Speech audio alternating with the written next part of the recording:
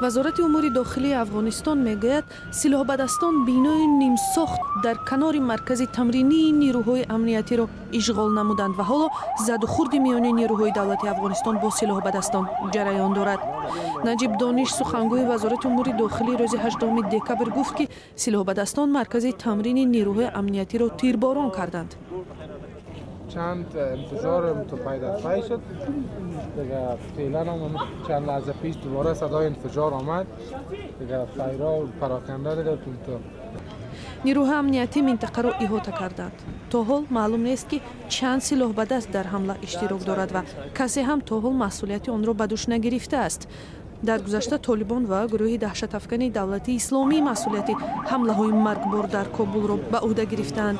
моҳи равон Толибон ба 2 постгоҳ дар вилояти ҷанубии Ҳилманди Афғонистон ҳамла карда 11 афсари полисро ба қатл расонданд.